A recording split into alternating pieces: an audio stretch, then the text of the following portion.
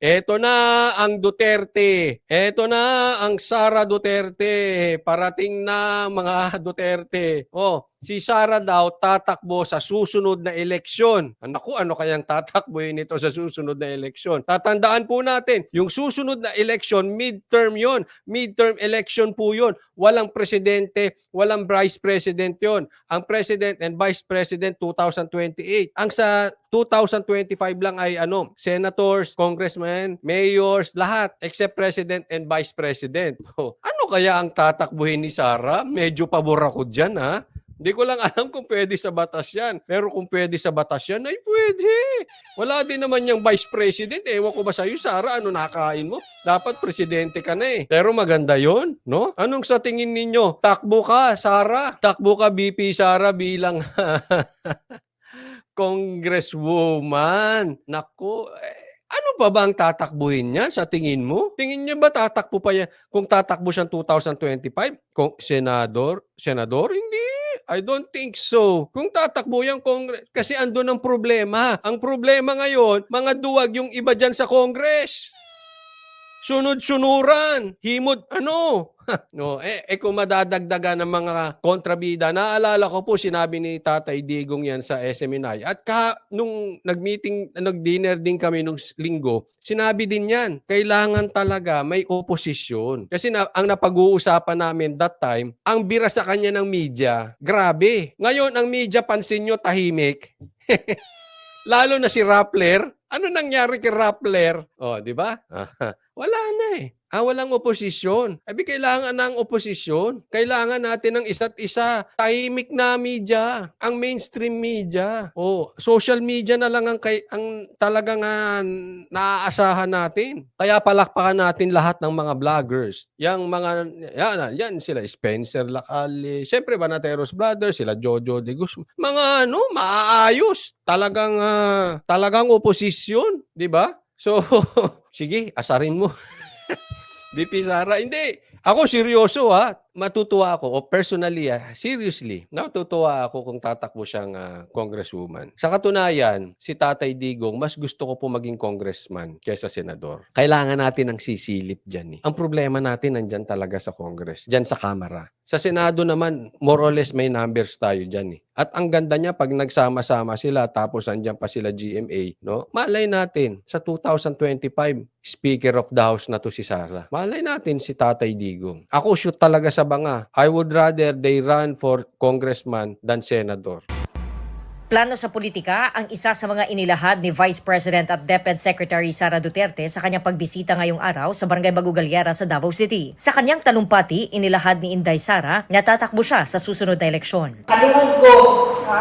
Yes, marami po. Hindi ko lang po nabanggit pero marami po talagang mga DDS vloggers. Basta wag lang po kayong papaano kasi may iba dyan na hinahati. Hinahati ang DDS. No? So, ingat lang. Bata, marami po. Maraming lihitimong DDS vloggers. Igsuon, si Mayor Baste o ako ang maguwag, si Congressman Mulong, nagsulti sila nga di sila magagan. Basi, di sila magagan. Meron bang Bisaya rito? Paki-translate, no? Sunod na eleksyon. So muna na ako din sa inyo kay ngampanya ko sa inyo kay magagan ko sa sunod na eleksyon. Hindi binanggit ni Duterte kung para sa anong posisyon ang kanyang tatakbuhan. Pero ang susunod na eleksyon ay sa 2025 para sa mga senador, kongresista at mga lokal na opisyal. Matatapos naman ang kanyang termino bilang bise sa 2028. Yun, ang ganda nun.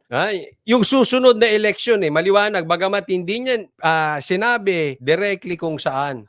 Congresswoman ka na, VP Sara. Tagalog ba yung hindi ko mabasa eh. Para mas delikado ang move yan, cause mas malaki ang possibility maging president si Tamba pag siya ang piliin ni BBM na BP. Hindi po.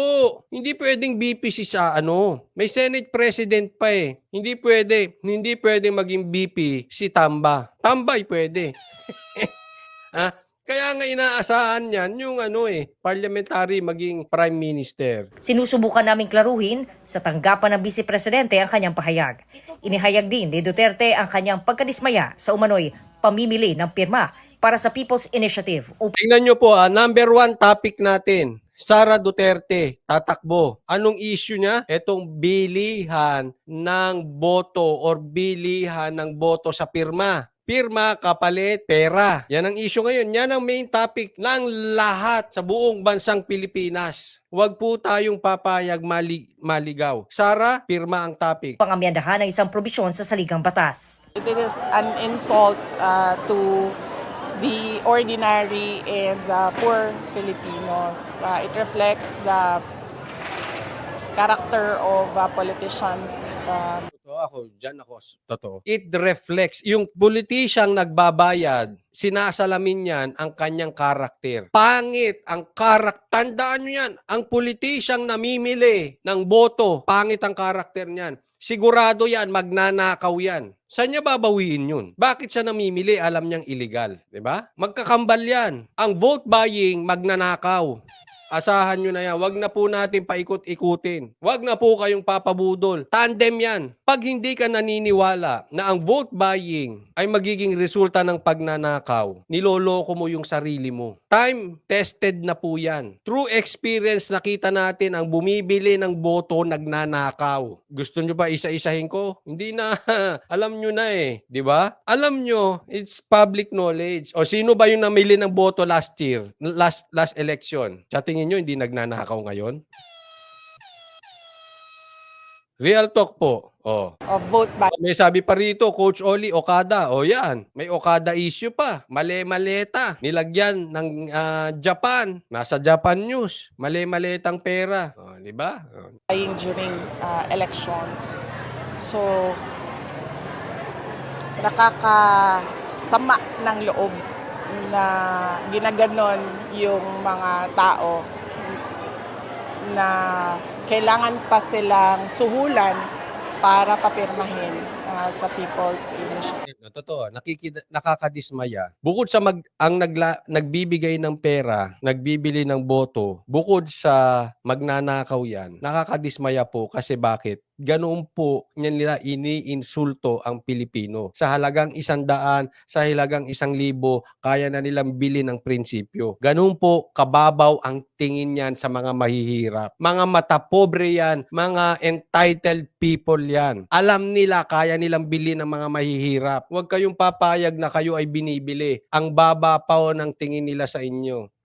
Binigyang diin din niya ang pagtutulungan ng barangay at mga nasasakupan nito sa panahon ng kalamidad. Kailangan din umanong mapagmatsyag at huwag magpadala sa mga taong may mga masasamang hangarin. Ito po kaya nga kayong mga congressman, bantayan nyo po yung distrito ninyo. Kayong mga mayor, bantayan po ninyo yung mga city ninyo na make sure walang bayaran nangyayari dyan. Kung hindi, kasabwat din kayo dyan. Kung merong bayarang nangyayari dyan, dapat umimik kayo. Kung kayo ay hindi kasabwat, hindi pwedeng tatahimik lang kayo. O saan ba nanggagaling yung mga pirma na yan? Dapat alamin na natin. Hinayaan lang ba ng mga politiko niya yan sa dyan? Kasi kung bananahimik lang din yung mga yan, ay kasabwat yan, wag na tayong maglokohan. Pinikit lang niya ng mata niyan eh.